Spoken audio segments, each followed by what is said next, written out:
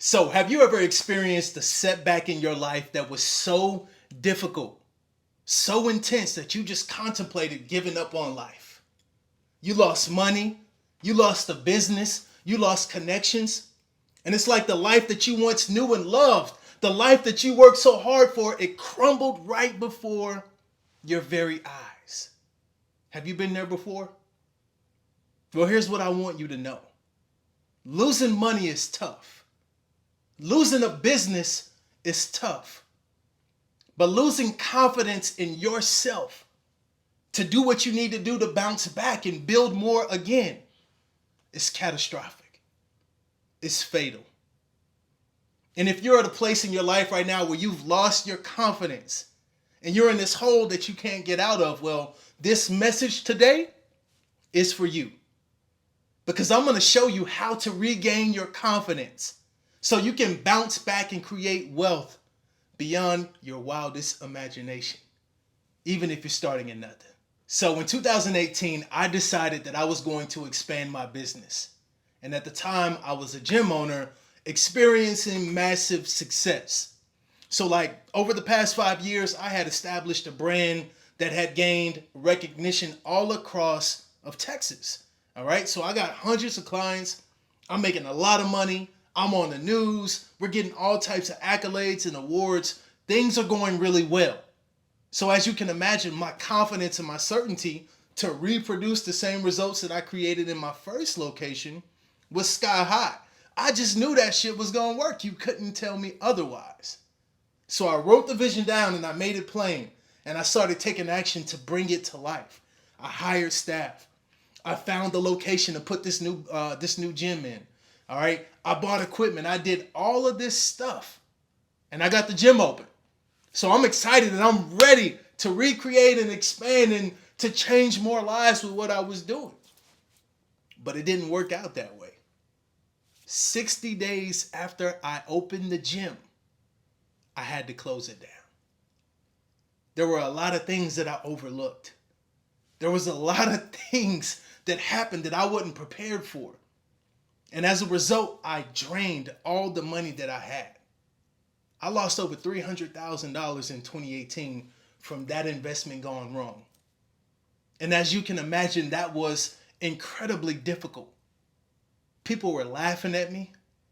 I was afraid to show my face in public. People asking me, hey, what happened to that second location? Can I go to that one? And I had to tell them, well, I had to close it down. It's not there anymore. And going through that was one of the darkest times of my life. I don't know about you, but I'm a spiritual man, and I vividly remember nights when my family was asleep that I would open the Bible and pray and say, God, I need you to show me the way. I need you to save me. I need you to get me back up and put me back together because I've lost my faith. I've lost my confidence. And I would cry and I would cry and I would cry.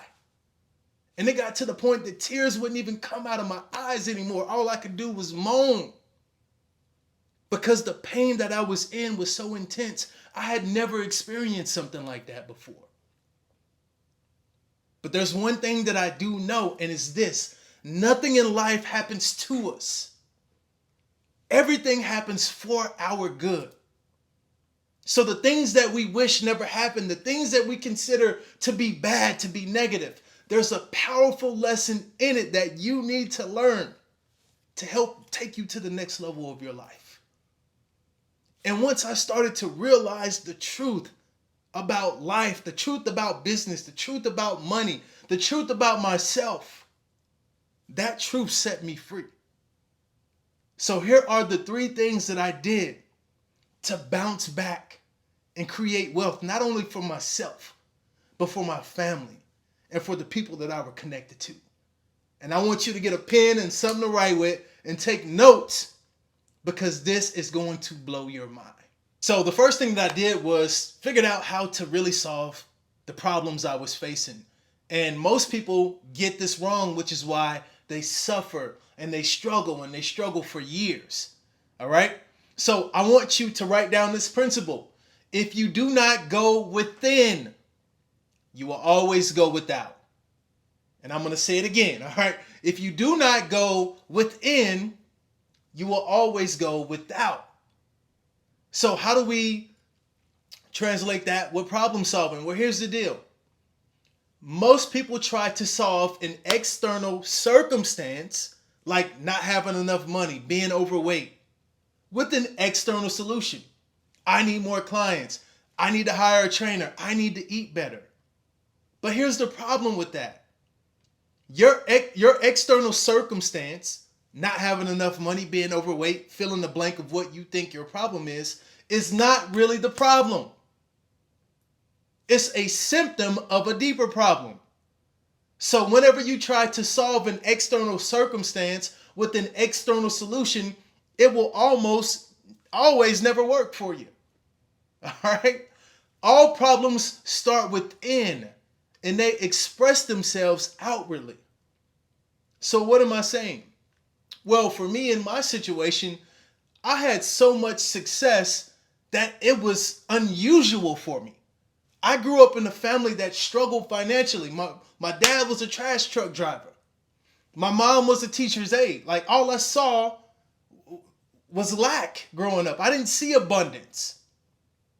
So my mind was programmed to believe that stuff, not having enough money, not having enough success, enough time, etc., was normal.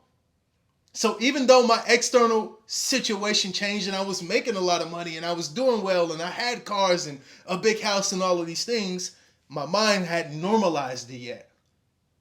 So as a result, life happened to validate what was truly deep in my heart. I don't deserve this shit. I don't deserve these good things because this is not what I'm used to. So once I understood that the problem was not something outside of me, it was something inside of me, I started to do the work on that, and that's what you have to do. Take some time to figure out what your beliefs are about the thing that you're working towards. And once you change the root, which is your beliefs, that's when you'll change the fruit, which is your results. The next thing I did was ask myself, Will, who must you become to slay this giant that's in front of you right now? Who must you become to recreate your vision and bring that thing to reality? And most people ask an entirely different question. They ask, what do I need to do in order to get back up on my feet? And here's we all been taught a lie that has made a lot of us suffer for way longer than what we were intended to. And that lie is this. You just need to do more and you need to work harder. And if you do that enough, then you will become successful. All right? But you and I both know people that work extremely hard, but yet they're not making progress in their lives. And that's because that's not how the formula to success works. All right? And I want you to think about this. Like you wouldn't put your clothes in the washing machine and get them all washed up and smelling good and take them out and then put them in the oven to dry, would you? Like you wouldn't do that because that doesn't make sense. The purpose of an oven is to cook food. And the purpose of a dryer is to dry clothes. And when you use them in the manner in which they were created in, it's going to work 100% of the time. But when you take them outside of their use, no amount of trying to force it and trying to make it work is going to make it work. So if you wouldn't do that with your clothes, then why do you do it with your life? Why do you do it with your life? So you got to understand the formula to having everything that you desire is first, you have to become the person capable of doing the things required to get it. And when you be more, you'll do more, and automatically you'll have the things that you never had before. But most people completely ignore the being part and they just work on the doing. I need to do, and that's why you've been stuck. So who must I become? Write that shit down. Get clear on it. And start being that version of you today. And the last thing I did was started taking massive action in faith. You see, God said that you are more than a conqueror. And faith makes all things work. So I started to believe in myself, believe in my future, believe in my ability to make it a reality more than I doubted. And with that faith, it allowed me to do the things that I couldn't do previously. And as a result, I built my business back up bigger and better than it was previously. I made back all the money that I lost. I started serving more people than I ever have before. And that's how the process works. Faith makes all things work. And I like to break faith down into a little bit of formula. I know this video is long, but we just gonna roll. The formula is this. Desire. This is my desire. This is what I want.